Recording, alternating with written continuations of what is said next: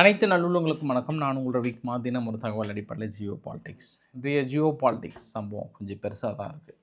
ஏன்னா ட்ரம்ப் அவர்கள் அடுத்த கட்ட இறுதியான மிரட்டல், இது தாக்குதலுக்கான மிரட்டல் என்று அறிவிக்கப்பட்டிருக்கிறது. அதாவது எப்படி சொல்லலாம்னா, அந்த காலத்தெல்லாம் போர் ஆரம்பிக்கிறதுக்கு முன்பு இந்த சங்கு ஊதுவாங்களா அப்படின்ட்டு, அந்த மாதிரியான ஒரு ட்விட்டாக சொல்கிறாங்க. நிஜமாவே அந்த மாதிரியான மிரட்டல் தானா, இல்லை வழக்கமாக இந்த மாதிரி மிரட்டலை நாங்கள் பார்த்துருக்கோம்பா அப்படின்னா, நம்ம சம்பவ இடத்த போய் பார்க்கலாம். நம்ம இறுதியாக ஒரு அறிவிப்பு கொடுக்குறேன், முடிந்தால் இன்று நைட்டு முழிச்சு பார்த்துட்ருங்க அப்படின்றதையும் நான் சொல்லிங்க. அங்கே சொல்கிறாங்க இருக்கக்கூடிய சம்பவங்கள்.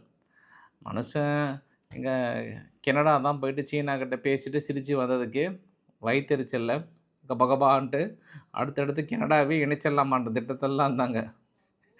8 வருஷத்துக்கு அப்புறம் யூகே கிறிஸ்டார்மர் போயிட்டு சீனாவில் காலடி வச்சுட்டார்.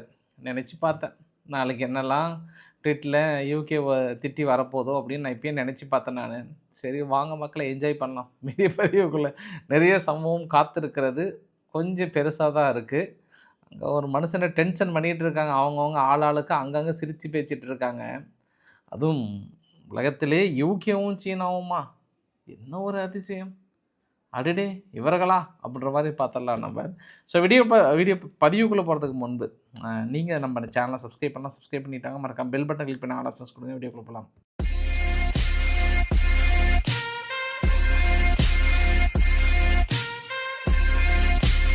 அதாவது 8 வருஷமாக யூகேவும் சீனாவும் போனதே இல்லைங்க.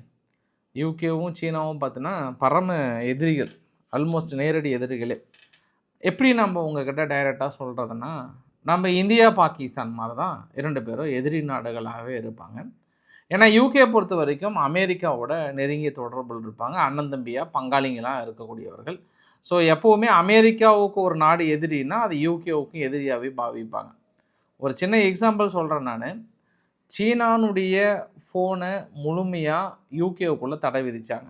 ஏன் அப்படின்னா, அதுவும் குறிப்பாக ஹையர் அஃபீஷியல்ஸ் யாராவது சீனாவுடைய மொபைல் ஃபோனை பயன்படுத்துனீங்கன்னா உளவு தகவல்கள் ஒட்டு கேட்குறாங்க அப்படின்னு அதிரடியான ஒரு அறிவிப்பு. அடுத்தது, தெருக்களில் சீனானுடைய கேமரா ஏதாவது ஃபிட் பண்ணிங்கன்னா முழுமையாக நம்ம உளவு பார்க்குறாங்கன்னு ஒட்டுமொத்தமாக வாங்கக்கூடாதுன்னு தடை விதிக்கிறாங்க. யூகேனுடைய மிக முக்கியமான பார்லிமெண்ட் போன்ற மிக முக்கிய இடங்களில் உள்ளே புகுந்து, அதாவது சீனா உள்ளே புகுந்து பெரிய அளவுக்கு பிரைப் கொடுத்து எங்களுடைய தகவல்களை திருடி விட்டார்கள். அதுவும் மிக முக்கியமாக எங்களுடைய இராணுவ தளம் இருக்கக்கூடிய பகுதியில் அண்டர் பேஸ்லேயோ பக்கத்துலேயோ நிறைய நிலங்களை வாங்கியிருக்கிறார்கள். இந்த மாதிரி குற்றச்சாட்டுகளை அடிக்கணும் என்றால் யூகேனுடைய வாழ்நாள் எதிரியாக சீனாவை அறிவித்தது, அடுத்தடுத்த தடைகளை விதித்தது, அடுத்தடுத்த பொருளாதார தடைகளை விதித்தது, வரிகளையும் விதித்தது. இது யூகேனுடைய முழு நிலைப்பாடுங்க.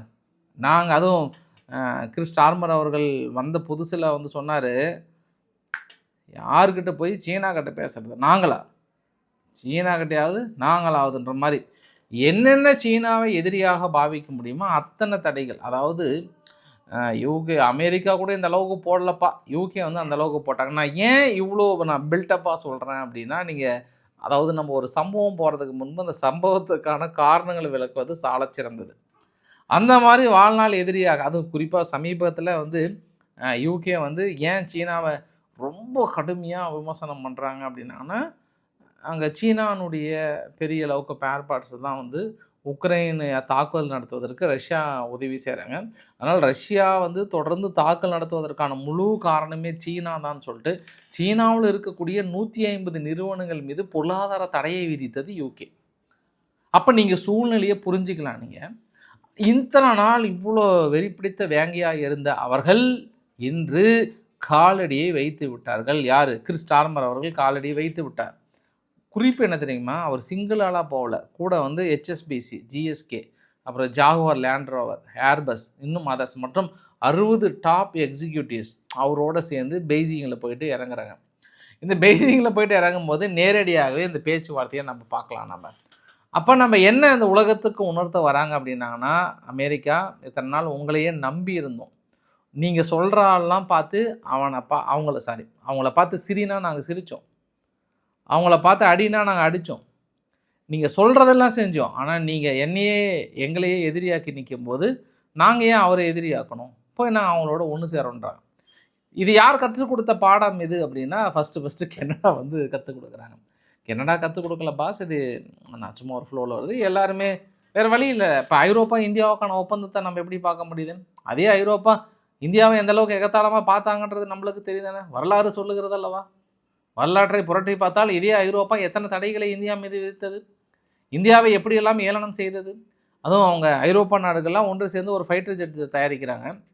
அதற்கு இந்தியாவுக்கு அழைப்பே இல்லை, இந்தியாவை தான் நான் ரிஜெக்ட் பண்ணுறேன்லாம் சொன்னாங்கல்ல அவங்க. ஆனால் இன்றைக்கி பார்த்தீங்களா, யார் கொடுத்த பரிசு அது? ட்ரம்ப் கொடுத்த பரிசு. சரி, இந்தியாவுக்கு மட்டும்தான் வருமா? ஏன் சீனாவுக்கு வந்து விடக்கூடாதா? அதனால் இன்றைக்கி சீனாவுக்கு பயணம் பண்ணுறாரு. அப்போ நாளைக்கு நம்ம என்ன எதிர்பார்க்கலான்னா, ஸ்டார்மர் அங்கே என்ன அங்கே கெக்க பொக்கன்னு பேசி சிரிச்சிட்ருக்கேன், அது கன்னத்தெல்லாம் தடவி சிரிக்கிறேன், யாரை கேட்டு சிரிக்கிற அப்படின்னு நாளைக்கு ட்விட் வரும்.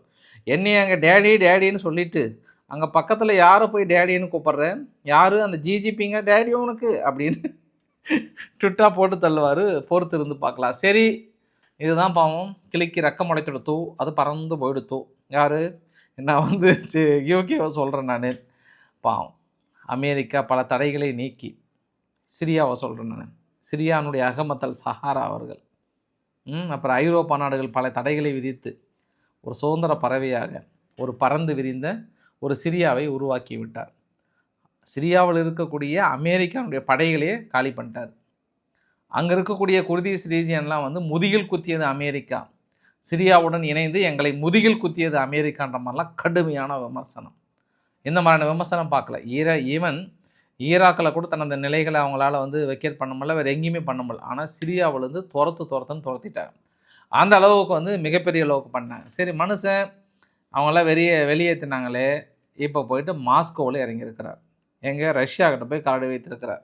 அங்கே ரஷ்யாவில் போயிட்டு காலடி வச்சுட்டு சஹாரா அவர்கள் என்ன சொல்கிறாருன்னா, ஜுலானி அவர்கள் என்ன அவர் 2 பேருங்க அவருக்கு, அகமத் அல் சஹாரானும் இல்லை ஜுலானி அப்படின்னு சொல்லுவோம், அந்த மாதிரின்னு வச்சுக்கோங்களேன். நீங்கள் கன்ஃபியூஸ் ஆகிடாதீங்க. நான் ஏர்போர்ட்டு இறங்கி இங்கே மாஸ்கோ வரைக்கும் வரும்போது பார்த்தோன்னா ரோடு ஃபுல்லாக பெரிய பனி, ஃபுல்லாக பல அடிகள் உயர்ந்த பனிகள் இருக்குது. அப்போ நான் நிறைய உங்களோட மிலிட்ரி கேம்பிங்லாம் வந்து நிறைய டைம் நான் பார்த்துருக்கேன் நான். அப்போ இதே மாதிரி தானே இதற்கு முன்பு மாஸ்கோவை தாக்கல் நடத்த வேண்டும் எண்ணத்தில் வரும்போது இந்த மாதிரி பனி படலங்கள் தான் உங்கள் நாட்டை வந்து பெரிய அளவுக்கு காப்பாற்றிருக்கிறது. அப்போ இந்த நாடை பொறுத்தவரை God is safety in always, எப்போதுமே கடவுள் காப்பாற்றி கொண்டு இருக்கிறது. இந்த கடுமையான பனி சூழல், கடுமையான நெகட்டிவ், அதாவது -30 டிகிரி -40 தான் ரஷ்யாவுடைய அரணை. ஏன்னா என்ன தான் நீங்கள் ரஷ்யாவை அடித்தாலும் குளிர் காலத்தில் ரஷ்யா கிங் ஆகிடுவாங்க. ஏன்னா இப்போ உக்ரைன் மீது தாக்கல் நடத்துகிறாங்கல்ல, அந்த விஷயத்தை வச்சு சொல்கிறேன் நான். ஏன்னா இப்போ ரீசெண்டாக அமெரிக்காவுடைய என்ஒய் அவர்கள் கூட சொல்லும்போது இந்த குளிர் காலத்தை மட்டும் கொஞ்சம் தாங்கிக்கோங்கப்பா, அடுத்து நம்ம ரஷ்யாவை அடிச்சிடலாம்னு சொல்லுவாங்களா, அந்த அளவுக்கு ஒரு கடவுள் கிடைத்த கிஃப்டான ஒரு இருக்குன்னு சொன்னோன்னே அவர் மறுபடியும் சொல்லிட்டார், அகமத் அல் சஹாரா அவர்களே, நீங்கள் உங்கள் நாட்டை மீட்டு எடுப்பதற்கு வந்து டெரிட்டோரியல் இன்டெகிரிட்டி இப்போலாம் பெரிய அளவுக்கு கங்க்ராஜ் பண்ணுறேன், கங்க்ராச்சுலேஷன்ஸ் அப்படிலாம் சொல்லிவிட்டு, உங்களுக்கு என்ன மாதிரியான உதவிகள் தேவையோ நாங்கள் எல்லா வகையிலும் நாங்கள் சப்போர்ட் பண்ண விரும்புகிறோம், ஒன்றும் பிரச்சனை இல்லை, போயிட்டு வா, சந்தோஷமாக இரு, கண்டிப்பாக எல்லா விதமான ஒப்பந்தங்கள் ஏற்படும், கங்க்ராச்சுலேஷன்றாங்க. பட் இவர் போனது எதுக்காகன்னா, அங்கே மொத்தம் 2 இடத்துல அவங்க ரஷ்யாவுடைய பேஸ் இருக்குது. ஒட்டுமொத்த சிரியாவில் பார்த்தோன்னா இங்கே லெபனானுக்கு மேலே ஒரு பேஸ் இருக்குது, இந்த பக்கம் துருக்கிக்கு கீழே ஒரு பேஸ் இருக்குது. ஏற்கனவே லெபனானுக்கு மேலே இருக்கக்கூடிய பேஸை வந்து வெளியேற்றிட்டாங்க, ஆல்மோஸ்ட் எம்டியாக தான் இருக்குது. இப்போ துருக்கிக்கு மேலே இருக்கக்கூடிய பேஸையும் கொஞ்சம் டைம் கேட்டிருக்காங்க. பட் இவர் போகிறது எதுக்காக அப்படின்னாங்கன்னா, நாங்கள் பேஸை ஒதுக்குறோம், பட் எங்களுக்கு சம் டைம் கொடுங்க, வேறு எதாவது அக்ரிமெண்ட் போட போகிறாங்களான்னு தெரியல. அப்படி போட்டாங்கன்னா அங்கே மறுபடியும் பெரிய அண்ணன் வாட்ச் பண்ணுவார், எலே ரொம்ப தப்புலே, ரொம்ப தப்பு, யாருக்கிட்ட போய் எங்கே பேச்சுவார்த்தை நடத்துகிறேன், அதுவும் நீங்கள் ரஷ்யா கிட்ட போகிறீங்க, சரி என்றார். அவர் என்ன நினைக்கிறாருன்னா, எனக்கு எல்லாமே வேணும்னு நினைக்கிறாரு. எனக்கு ட்ரம்ப்பு வேணும், அங்கே ரஷ்யா வேணும், எனக்கு ஈரான் வேணும், எல்லாமே வேணும்னு நினைக்கிறாங்க. பட் ஈரான் வேணும், எல்லாம் வேணும்னு நினச்சிங்கன்னா அங்கே இஸ்ரேல் வேணுமா அப்படின்னு இந்த இடத்துல பெரிய கேள்வியாக்குறையாக இருக்கும். சரி, அங்கே தான் அப்படின்னா சும்மா ஒரு ஃபன்னுக்காக சொல்கிறேன் நான். இன்றைக்கி ஒரு மீட் ஒன்று நடந்தது. அதாவது டென்மார்க்குடைய ஃப்ரெட்ரிஸ்கியன் எல்லாம் வந்து ஒருங்கிணைந்த ஐரோப்பாவை உருவாக்க வேண்டும்ன்ற மாதிரி அந்த மீட்டில் மறுபடியும் தலைவர் வந்து சன்கிளாஸ் போட்டு வராது, பாட்டியோட பேரன் போட்டு வந்தோடனே இந்த செய்தி வந்து நேரடியாகவே ட்ரம்ப்பை வந்து ஒரு வெறுப்பேற்றுற செயலாக கூட பார்க்கலாம். ஏன்னா தேவோஸில் வந்து இவர் சன்கிளாஸை போட்டு வந்தது தான் வந்து குறிப்பாக ட்ரம்ப் அவர்கள் கடுமையான ஒரு வார்த்தையெல்லாம் வந்து சொன்னார். என்ன கொடுமை சரவணன் இதெல்லாம் அப்படின்னவங்கள, அந்த மாதிரி என்ன கொடுமை சரவணன் இதெல்லாம் நான் பார்க்கணுமா அப்படின்ற மாதிரி வந்து ட்ரம்ப் அவர்கள் விமர்சனம் பண்ணார். இப்போ இவரும் எகத்தாளமாக யாரை கவனிக்கலை, யாரை கண்டுக்கலை, ட்ரம்ப் அவர்கள் வந்து ஓட்ட நினைச்சார். அப்போ தான் நினச்சேன் நான், இந்த மனுஷனும் உசுப்பேத்தி அமெரிக்க வெறியாகி கடைசியில் காண்டாகி யார் திரும்ப பாதிக்கிறாங்க? எங்கள் அப்பாவி என்னை போன்ற அப்பாவி மக்களும், நானும் உங்களையும் கூட்டில் சேர்த்திக்கிறேன், உங்களை போன்ற அப்பாவி மக்களும் ஏழை மக்களும் தான் பாதிக்கிறாங்க. எப்பா அதற்கு ஏழை மக்களுக்கு என்னப்பா சம்மந்தம் அப்படின்னு தானே கேட்குறீங்க? கோல்டு விலையை தாங்க சொல்கிறேன், வேறு ஒன்றும் இல்லை. கோல்டு விலை பார்த்தீங்கன்னா இன்றைக்கி ஒரே நாளில் 5200 உயர்ந்திருக்கு. கிட்டத்தட்ட இப்போ ஒரு கிராமுக்கு 15610 ரூபா. ஐ மீன் ஒரு பவுனு 1,24,880 வந்திருக்கு. அப்படின்னும் நான் யோசனை பண்ணேன் நான். இது எல்லாமே அந்த ட்ரம்ப் வந்து அடுத்து யூகேவுக்கு என்ன வரி போட போகிறாருன்னு தெரியல. ஒரு பதற்றம், ஒரு பயம். அடுத்து சிரியா மீது என்ன நிலைப்பாடுன்னு தெரியல. இப்போ ஐரோப்பா யூனியன் வந்து ஏற்கனவே இந்தியா கிட்ட ஒப்பந்தம் போட்டுட்டு இன்றைக்கி இந்த காஜா கலாஸ் அவர்கள் என்ன சொல்லிட்டாங்கன்னா, இனி நம்ம வந்து வாஷிங்டனை நம்பி இருக்க வேண்டிய ஒரு சூழ்நிலை வரக்கூடாது. அதாவது வாஷிங்டனை நம்பி ஒரு கிராவிட்டியாக இருக்கக்கூடாது, ஒரு பிரைமரி ஆஃப் கிராவிட்டி. அப்படின்னா நம்மளே தனியாக சுயசார்பு உள்ள ஒரு ஐரோப்பாவை உருவாக்க வேண்டும், இனி சுயசார்பு சுய சிந்தனை உள்ள ஐரோப்பா அப்படின்லாம் சொல்கிறாங்க. உடனே ஃப்ரான்ஸ் வந்து ஓடி வந்து இதுக்கப்புறம் ஸ்பேஸ் மினிஸ்டர், ஃப்ரான்ஸுடைய ஸ்பேஸ் மினிஸ்டர் என்ன பண்ணுறாரு, ஐரோப்பாவுடைய ஒட்டுமொத்த நாடுகளும் இனி டிஃபென்ஸ் சிஸ்டத்துக்கும் எல்லாத்துக்கும் காம்போனன்ட் சிஸ்டத்துலேருந்து மீதி எல்லாத்தையும் எங்கே வாங்கணும், மேட் இன் ஐரோப்பாவை நம்ம வாங்கணும், நம்ம ஃபேஸ் பாலிசியை நம்ம சீக்கிரமாக டெவலப் பண்ணணும், சேட்டலைட் லான்ச்சர், செக்யூரிட்டி சிஸ்டம், இது எல்லாத்தையும் ஒன்லி ஐரோப்பா மட்டும்தான் அப்படின்னு அவர் ஒரு பிட்டை போட. அப்போ இதெல்லாம் பார்த்து அவருக்கு இன்னும் நாளைக்கு என்ன வெகுண்டு எழுவாரோ, நாளைக்கு என்ன நிலைமை ஆகுமோன்னு தெரியாமல் எல்லா மக்களும் எங்கே வந்து பொத்துன்னு விழுறாங்க. எதற்கு நம்மளுக்கு வம்பு, தங்கத்தை வாங்கி வைத்து விடலாமே, கொஞ்சம் நம்ம சேஃபாக இருக்கலாமே அப்படின்ற ஒரு எண்ணத்தை உருவாக்கி விட்டார் இந்த ட்ரம்ப் அவர்கள். என்று தனியும் இந்த சுதந்திர தாகம்ன்ற மாதிரி. ஆனால் எனக்கு என் உள் மனசுக்குள்ளே தோணுது, என்றாவது ஒரு நாளில் கூடிய இது எல்லாமே எல்லா நாடுகளும் தங்கத்தை நம்பி இருக்கும்போது டாலர் வீக் ஆகிட்டே போகும்போது ஒரு அடிப்பாங்க பாரு அமெரிக்கா, அன்னைக்கு ரிலீஸ் பண்ணுவாங்க அவங்கக்கிட்ட இருக்கக்கூடிய ஸ்டாக்கெல்லாம் ரிலீஸ் பண்ணி அடித்து பிரித்து மேய்ஞ்சி கொண்டு வரும்போது எந்தெந்த நாடுகள்லாம் இதை நம்பி லோன் கொடுத்தாங்களோ அந்த நாடுகள்லாம் பெரிய அளவுக்கு ஆப்போச்சிடுவாரா அப்படின்ற ஆங்கிளையும் அணுக வேண்டும் என்பது சால சிறந்தது. அது எனக்குள்ள தோணுது. ஏதோ ஒரு வேலை நடந்துகிட்ருக்கா, அதையும் தாண்டி எல்லா நாடுகளும் இன்வெஸ்ட் பண்ணுறாங்க. சரி, நம்ம சொல்ல வந்த விஷயம் என்ன அப்படின்னா, இப்போ அமெரிக்கானுடைய தூதரகம் இங்கே டேனிஷில் டென்மார்க்கில் இருக்கக்கூடிய அமெரிக்கா தூதரகத்தில் ஒரு 44 டேனிஷ் சோல்ஜர்ஸ் வந்து ஆப்கானிஸ்தான் யுத்தத்தில் இறந்து போனாங்க நேட்டோ நாடுகளோடு கலைந்து. அதனால் அந்த நினைவுபடுத்துகிற மாதிரி கொடியை இறக்க சொல்லிட்டாங்க. இனி நம்ம டென்மார்க் கொடியை பறக்க விடக்கூடாது, கிரீன்லாந்தை கேட்டு தனக்கு கொடுக்கவில்லை என்னும் போது ஏனாவோட வீரர்களின் தியாகத்தை நாம் மதிக்க வேணுன்றாங்க. ஏற்கனவே அவங்க என்ன பண்ணுறாங்கன்னா, இந்த நேட்டோ நாடுகள் பெருசாக என்ன பண்ணிட்டாங்க, முன்காலத்தில் ஒன்றுமே வரல, எங்கள் நாடுகள் தான் வந்தாங்க, அடித்தாங்க, வச்சு மேய்ஞ்சாங்கன்னொடனே எல்லா நாடுகளும் மன்னிப்பு கேட்டவுடனே யூகேக்கு மட்டும் பேசலாம் கொஞ்சம் மன்னிப்பு கூட கேட்கல, உங்கள் வீரனை மாறாட்டுறமான்னு சொல்லிட்டு திடீர்னு இந்த ஒரு கொடியும் ஏற்றாமல் இருப்பது அங்கே ஒரு பெரிய பிரச்சனையாக இருக்குது. சரி, கிரீன்லாந்து விவகாரத்துக்கு தான் கொஞ்சம் அமெரிக்கா கபகபான்னு இருக்கான்னா, ஐ திங்க் ஸ்பெயினுமே வந்து இனி வசமாக மாட்டுறாங்கன்னு நினைக்கிறேன் நான். ஸ்பெயினோட 2 விஷயம், ஒரு விஷயம் நான் கடைசியாக சொல்கிறேன். இன்னொரு விஷயம்னா, இந்தியா இதுக்கப்புறம் ஸ்பெயினில் போயிட்டு 5 வருஷம், அதாவது ஒர்க்கிங் ப்ராசஸ் மீதி எல்லாமே வந்து டூரிஸ்ட் விசாவில் போயிட்டு கூட ஒரு long term digital work option வந்து கொடுக்குறாங்க அடுத்த 5 வருஷத்துக்கு. அப்போ ரைட்டு, இவங்களுக்கு என்ன வேட்டு வைக்க போகிறாரு தெரியல, பொறுத்திருந்து பார்க்கலாம். ஆனால் இந்தியாவுக்கு ஒரு பெரிய சிக்கலுங்க. நம்ம வந்து ஃப்ரீ ட்ரேட் அக்ரிமெண்ட் வந்து ஐரோப்பா கிட்ட போட்டுட்டோம், ஐரோப்பா வந்து ஓகேன்றாங்க, பெரிய ஒரு விஷயம். ஆனால் இது வந்து ரொம்ப ரிஸ்க்கு தான், கொஞ்சம் அதிர்ச்சியான செய்தியுமே கூட. ஐரோப்பா எப்படி ஏற்றுக்க போகிறாங்கன்னு தெரியல, இந்தியா என்ன நடக்க போதோ தெரியல. இங்கே பாருங்கள், சிபிஐஎம் இருக்காங்கல்ல, அவங்க என்ன ஒரு அனௌன்ஸ்மெண்ட் கொடுத்துருக்காங்கன்னா, இந்தியா ஐரோப்பா ஒன்றிய தடையற்ற வர்த்தக ஒப்பந்தத்தை ரத்து செய்ய வேண்டும். ஏன்னா இந்தியாவின் பொருளாதார நலன்களை ஐரோப்பா ஒன்றியத்துடன் முழுமையாக அடகு வைக்கிறது. இந்த தடையற்ற ஒப்பந்தம் வந்து வருகின்ற நாடாளுமன்ற கூட்டத்தொடரில் நாங்கள் கண்டிப்பாக முன்வைப்போம். இது வந்து உடனடியாக ரத்து செய்யப்பட வேண்டும். விவசாயிகள், தொழிலாளர்கள், மக்கள் நலனை பாதுகாக்கப்பட வேண்டும் அப்படின்னாங்க. இதே சிபிஐஎம் தான் வந்து கொஞ்ச நாளைக்கு முன்பு ட்ரம்ப் அவர்கள் ஒரு 50% வரி போட்டார் இந்தியா மீது. அன்னைக்கு மிகப்பெரிய ஒரு போராட்டம். இந்த ட்ரம்ப் அவர்கள் வரி விதித்ததுனால, அது ரொம்ப முக்கியம். ட்ரம்ப் அவர்கள் வரி விதித்ததுனால டென்ஷன் பண்ணுது பாருங்கள் நம்மளை. இல்லை என்ன டென்ஷன் பண்ணுது பாருங்கள். அங்கே உச்சநீதிமன்றம் வந்து வழக்கு இந்த மாதிரி திருநாய்களுக்கு வந்து உணவு போடாதீங்க, ஏகப்பட்ட பிரச்சனையாக இருக்குன்னு இங்கே பாருங்கள் என்ன நம்மளை டிஸ்டர்ப் பண்ணுது பாருங்கள். அது கூட நம்மளை டென்ஷன் பண்ணுதுங்க. சரி, ஓகே, நான் விஷயத்துக்கு வரேன். நான் என்ன சொல்ல வந்தேன், ரைட்டு. ட்ரம்ப் அவர்கள் வந்து 50% வரி விதிச்சா உடனடியாக வரியை குறைப்பதற்கு நடவடிக்கை எடுக்க வேண்டும். திருப்பூர் போன்ற நிறுவனங்களுக்கு பெரிய பாதிப்படைகிறது.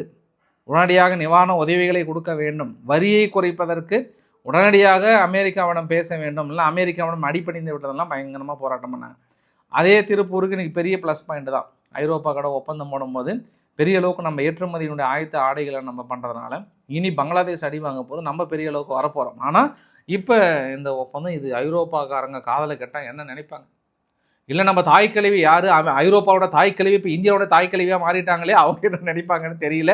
இந்த கடுமையான போராட்டம் ஐரோப்பாவை பாதிக்குமோ அப்படின்றத நம்ம பொறுத்திருந்து பார்க்கலாம். கொஞ்சம் எதிர்ப்பு பலமாக தான் இருக்குது அப்படின்னு பார்க்கலாம். இது ட்ரம்போட வயிற்றெரிச்சலுக்கான சம்பவம். ஜெலூசல் குடித்தா கூட அவ்வளோ சீக்கிரம் கொஞ்சம் குறையாது அப்படின்னு சொல்லுவாங்க. இப்போ தான் நம்ம எங்கே நெருங்குறோம், வார்கிட்ட நெருங்குறோம். சரி, ட்ரம்ப் அவர்களுடைய மிரட்டலுக்கான பதிவு என்ன அப்படின்னா, நான் உங்களுக்கு 2 பதிவாக காட்டிடுறேன். கீழே ரவுண்ட் பண்ணியிருக்குல்ல, ஒரு பதிவு வந்து 2025 6வது மாதம் அவர் வெளியிட்ட பதிவு, அதை பார்க்காதீங்க. இன்றைக்கி வெளியிட்ட பதிவு மட்டும் பாருங்கள். எங்களுடைய மேசிவ் அர்மடா, அதாவது பெரிய கப்பல் வந்து ஈரானை நோக்கி வந்துட்டாங்க. The great power enthusiasm and purpose, பெரிய அந்த கப்பலை பற்றி பெரிய லார்ஜ் ஃப்ளீட்லாம் சொல்கிறாரு, அதெல்லாம் வேண்டாம். ஆப்ரஹாம் லிங்கனுடைய கப்பலை பற்றி புகழ்ந்து பேசி வருது. வெனிசுலாவுக்கு என்ன நிலைமையோ அதுதான் இன்றைக்கி உங்களோட நிலைமையும். கூடிய விரைவில் எங்ககிட்ட பேச்சுவார்த்தை நடத்துங்க, நாங்கள் பேச்சுவார்த்தை நடத்த தயாராக இருக்கிறோம். அப்படி இல்லைன்னா வெனிசுலா என்ன மாதிரி ஆனாலும் உங்களையும் அதை விட மிக மோசமான பேரழிவை ஏற்படுத்தி விடுவோம் அப்படின்னு சொல்லிட்டு கண்டிப்பாக மேக் டீலுக்கு வாங்க, டீலுக்கு வரவில்லை என்றால் கடுமையான விளைவுகளை ஏற்படுத்தி விடும், வா ஓடி வா அப்படின்றாங்க. டைம் இஸ் ரன்னிங் அவுட் அப்படின்ட்டார். சரி, அப்போ என்ன சொல்ல வர்றாருன்னா, எங்கள் கப்பல் தயாராக இருக்கிறது, எல்லாமே இருக்குது, நீங்கள் இப்போ கூட நெகோசியேஷன் டேபிளுக்கு வந்தீங்கன்னா தாக்கல் நடத்த மாட்டேன்றாங்க. இதே 6 மாதம், அதாவது 2025 என்ன சொன்னாருன்னா அப்படின்னா, என்டையர் அட்மினிஸ்ட்ரேஷன் நெகோசியேஷனுக்காக ஈரான்கிட்ட தயாராக இருக்கும், பேச்சுவார்த்தை நடத்த போகிறோம், கிரேட் கண்ட்ரி, பயங்கரமாக த நியூக்ளியர் வெப்பனை பற்றி என்கிட்ட பேச்சுவார்த்தை நடத்த வாங்க, ஆல்மோஸ்ட்டு வந்துடுவாங்கன்ற மாதிரிலாம் சொன்னார். அப்போ மறுபடியும் இப்போ என்ன ஒரு வார்த்தை, ரொம்ப அதுதான் முக்கியம், இந்த அணு ஆயுதங்களுடைய விவகாரத்தை கைவிடுவதற்கான பேச்சுவார்த்தைக்கு வாங்க அப்படின்னு சொல்கிறார். அப்போ கொஞ்ச நாளைக்கு முன்பு ட்ரம்ப் அவர்கள் கூட எக்ஸல ட்வீட்டில் என்ன சொல்லியிருந்தார் அப்படின்னா, அங்கே அப்பாவி மக்களை கொன்று குவிக்கின்ற ஐதுல்லா அலி காமேனி அவர்கள் ஒழிக்கப்பட வேண்டும், ஆயிரக்கணக்கான மக்களை கொன்று குவித்து விட்டீர்கள், அதற்காக தான், அவர்களை காப்பாற்றுவதற்காக தான் நான் வந்து கொண்டிருக்கிறேன் அப்படின்னு சொன்ன அமெரிக்கா இன்று என்ன கூறுகிறது, உங்களிடம் அணு ஆயுதம் இருக்கிறது, அது பேச்சுவார்த்தைக்கு வாங்க அப்படின்னு கூப்பிட்றாங்க. சரி, நீங்கள் வழக்கமாக அந்த கதைக்கு வந்துட்டீங்க அப்படின்னு புரியுது. இப்போ ஈரானுடைய பதிலடி தான் ரொம்ப ரொம்ப முக்கியம். இளைய அமெரிக்கா, கடைசி லாஸ்ட் டைம் நீங்கள் மிகப்பெரிய ஒரு தவறு செஞ்சிட்டீங்க. ஈராக்கு, ஆப்கானிஸ்தான் கிட்டத்தட்ட 7 ட்ரில்லியன் லாஸு, 7000 அமெரிக்கர்கள் இறந்து போயிட்டாங்க. நான் மறுபடியும் சொல்கிறேன், மியூச்சுவல் ரெஸ்பெக்ட் அண்ட் இன்ட்ரெஸ்ட், மரியாதை கொடுத்து மரியாதை வாங்க, நாங்கள் பேச்சுவார்த்தைக்கு தயாராக இருக்கோம். ஆனால் எங்களை டிபெண்ட் பண்ணி நாங்கள் எங்கள் தாக்கல் நடத்துவதற்கு நாங்கள் கண்டிப்பாக ஏதாவது ஒரு சின்ன கீறல் விழுந்தால் கூட முடைச்சிடுவோம், கதையை முடைச்சிடுவோம் அப்படின்னு யார் சொல்கிறாங்க, ஈரான் தரப்பில் சொல்கிறாங்க. அப்போ ஈரான் என்ன பண்ணாங்கன்னா வெளிப்படையாக சொல்கிறாங்க, பேச்சுவார்த்தைக்கு என்ன வா, மியூச்சுவல் ரெஸ்பெக்ட் கொடு, இனிமே வா பேசிட்டு போ அப்படின்ற மாதிரிலாம், இந்த மாதிரிலாம் எங்ககிட்ட வச்சுக்காத, பிரித்து மேய்ஞ்சிடுவோம். கேட்டுப்பார், பழைய கதையெல்லாம் கேட்டுப்பார், ஆடு அசந்து போய்டுவார், டவுஜர் கலட்டுறன்றாங்கல்ல நம்ம ஊரில், அந்த மாதிரி ஈரான் தரப்பில் மிரட்டுறாங்க. அப்போ ஈரான் தயாராக இருக்குது. அப்போ பேச்சுவார்த்தைக்கு வராங்க அப்படின்னு சொன்னாங்களா அப்படின்னாங்கன்னா இல்லை. ஆக்சியோஸ் பத்திரிகைகள்லாம் என்ன சொல்கிறாங்கன்னா, ஃபஸ்ட்டு அமெரிக்கன் அஃபீஷியல்ஸ் ரொம்ப சீரியஸாக US, Iran, Saudi Arabia, Turkey and Qatar இது எல்லா பார்ட்டிக்கிட்டையும் கொஞ்சம் மெசேஜ் மாதிரி பாசிபிள் அப்படியே சீரியஸாக நெகோசியேஷன் பண்ணுறாங்க. இதில் வந்து துருக்கியினுடைய பிரசிடென்ட் எரடகன் அவர்களுக்கு வந்து டைரெக்டாக பேசி நீங்கள் பேசுங்க ஈரான் கிட்டன்னு சொன்னோடனே அவங்க துருக்கியினுடைய எரடகன் அவர்கள் ஹாக்கன் ஃபிடன் அவர்களை வந்து நியமித்து ஹாக்கன் ஃபிடன் அவர்கள் வந்து அராக்சி அவர்கள்கிட்ட டிஸ்கஸ் பண்ணியிருக்கிறாரு. இது ரீஜனல் டென்ஷன் வரும், உடனே நம்ம குறைச்சிக்கலான்ற மாதிரி சொன்னோன்னே அராக்சி அவர்கள் பெருசாக ரிஃப்ளெக்ட் கொடுத்த மாதிரி தெரியல. உடனே கத்தார் அண்ட் சவுதி அரேபியா உள்ள சீனுக்கு ஓடி வராங்க. இது வந்து செவ்வாய், புதன், வியாழன் அப்படியே வரிசையாக நடக்குது. கடைசியாக சவுதியும் வந்து ஈரானுடைய ஃபாரின் மினிஸ்டருக்கு வந்து ஒரு வார்னிங் கொடுத்துருக்காங்க, இல்லை ரொம்ப டேஞ்சரஸாக இருக்குது, தாக்கல் நடத்த போகிறாங்க, ஏதாவது ஒரு ஆக்ஷன் எடுங்கன்ற மாதிரி வந்து சொல்லியிருக்காங்க போல். பட் இது வரைக்கும் எந்த பேச்சுவார்த்தைக்கான அஸ்திவாரமும் இல்லை.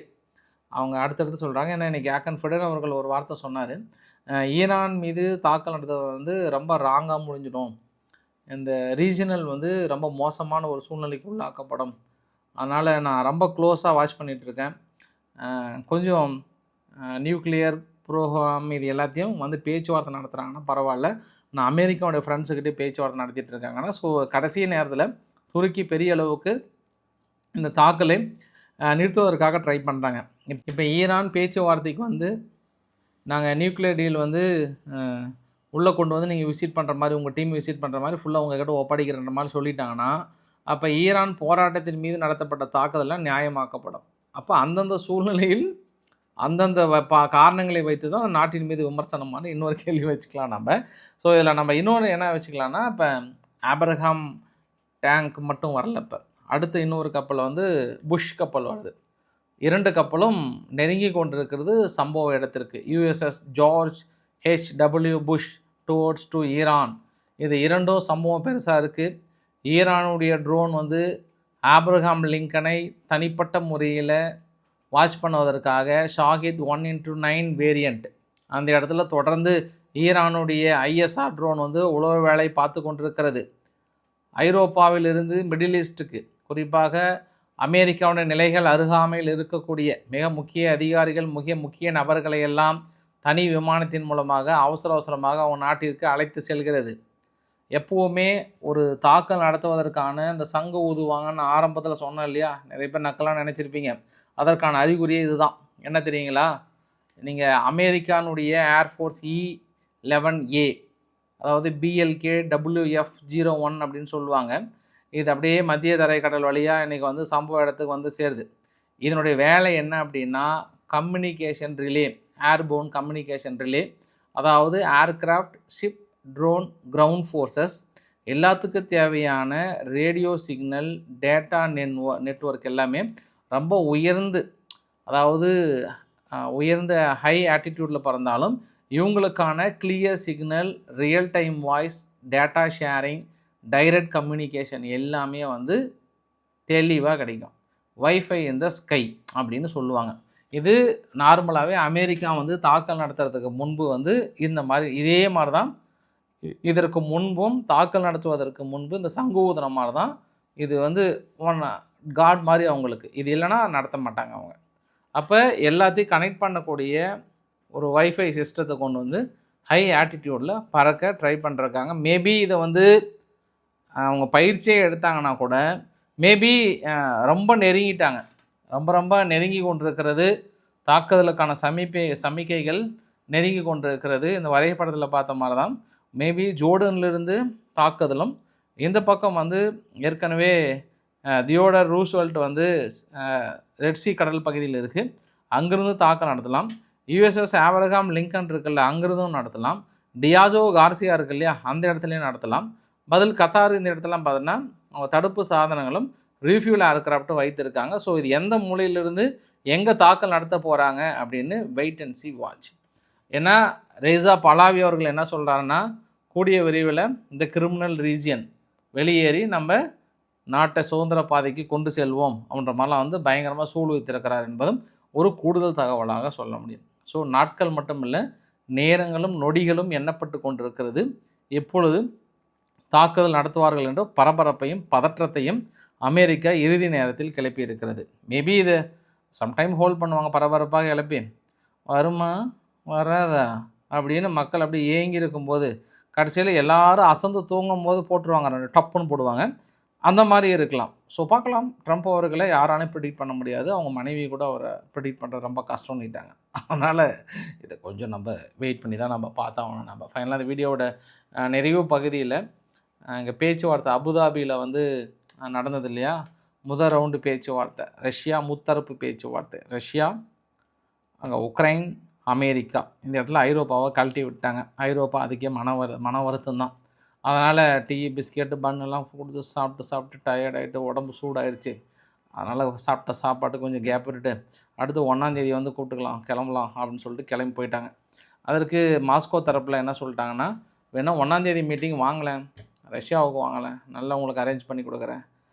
ஜெலன்ஸ்கி அவர்களுக்கு உயிர் பாதுகாப்பு நாங்கள் கொடுத்துட்றோமே, எந்த பிரச்சனையும் நீங்கள் நம்பி வரலாம், நாங்கள் உங்களுக்கு உத்தரவாதம் கொடுக்குறோம், வாங்க என்ன வேணும் உங்களுக்கு ஜெலன்ஸ்கி, வாங்க, டீ காப்புறீங்களா, காஃபி சாப்பிட்றீங்களா, வாங்கன்ற மாதிரி சொல்லியிருக்காங்க. லின்சே கிரகாம் மட்டும்தான் ஏதோ வெறி பிடிச்சி அந்த பக்கம் ஏதோ ஒரு மூலையில் பேசிகிட்டு இருந்தார். எப்பா எழுதிங்க சொல்லுப்பான்னு கெஞ்சுறதுனால சொல்கிறேன் நான். யார் லின்சே கிரகாமுடைய நியூஸு. ரஷ்யா வந்து பேச்சுவார்த்தைக்கு உடன்படவில்லை என்றால் தொலைதூரத்தில் தாக்கல் நடத்தக்கூடிய டொமோவாஸ்க் மிசைல்ஸ் மூலயமா தாங்க தாக்கல் நடத்த போகிறோம், உக்ரைன் இனி அடிக்க போகிறோம்லாம் ஒரு பக்கம் கத்திட்டு இருந்தார். சரி கத்துலே அப்படின்னு சொல்லிட்டு இந்த முன்னேற்றங்கள் அப்படின்னு பார்த்தோம்னா பெரிய அளவுக்கான முன்னேற்றங்கள் தொடர்ந்து இருந்து கொண்டே இருக்கிறதுன்ற மாதிரி சொல்கிறாங்க. ஏற்கனவே அமெரிக்கா அந்த ஃபைனல் கிளைமேக்ஸ் இது ரொம்ப முக்கியம். அமெரிக்கா வந்து ஐரோப்பாவை ஏன் பகையாளியாக பார்க்குறாங்கன்னா, மைக்ரன்ஸை நிறைய பேர் வந்து உள்ளே விடுறாங்க. அமெரிக்காவுடைய கலாச்சாரம் சீரழிந்து விட்டது, சீர்கெட்டு இருக்கிறது, அதை காப்பாற்ற வேண்டிய தடுக்க வேண்டிய பொறுப்பு எங்களுக்கு இருக்கிறது என்று அறைகூவல் விடுத்த அமெரிக்கா செக் வைத்திருக்கிறது ஸ்பெயின். 5 லட்சம் அன்டாக்குமெண்ட் மைக்ரன்ஸுக்கு பர்மனண்ட்டாக ஒர்க்கிங் விசா கொடுப்பதற்கான ப்ராசஸ் வந்து பெரிய அளவுக்கு ஸ்டார்ட் பண்ணியிருக்காங்க. மேபி ஏப்ரல் 2026 5 லட்சம் பேர்த்துக்கு வந்து கொடுப்பதற்கான வாய்ப்புகள் இருக்குது. ஒரு 1 year residence and work permit வந்து கொடுக்குறாங்களாம். இது ஏற்கனவே அகதிகள் பெரிய அளவுக்கு வேண்டான்னு சொல்லப்படுகிற இந்த சமயத்தில் ஸ்பெயின் எப்போவுமே கொஞ்சம் அப்படியே ரிகடாக தான் இருப்பாங்க. அதனால் நாங்கள் அப்படி தான் அப்படின்னு சொல்லியிருக்கிறார். பார்க்கலாம் என்ன நடக்கிறது. அங்கே வரிக்குதிரை வரிசாமி அவர்கள் இன்னும் டென்ஷனாக என்ன சொல்ல போகிறாருன்னு தெரியல. நாளைக்கு தூங்கி எழுந்துச்சு யார் மேலே வரி போகிறாரு தெரியல. பார்க்கலாம் நம்ம பொறுத்திருந்து. ஸோ இன்றைக்கு ஓரளவுக்கான தகவலை கவர் பண்ண நினைக்கிறேன். பிடிச்சிருந்தால் லைக் பண்ணுங்கள், ஃப்ரெண்ட்ஸுக்கு ஷேர் பண்ணுங்கள், சப்ஸ்கிரைப் பண்ணுங்கள். ரவிக்குமார் சோமு சேனல். வணக்கம்.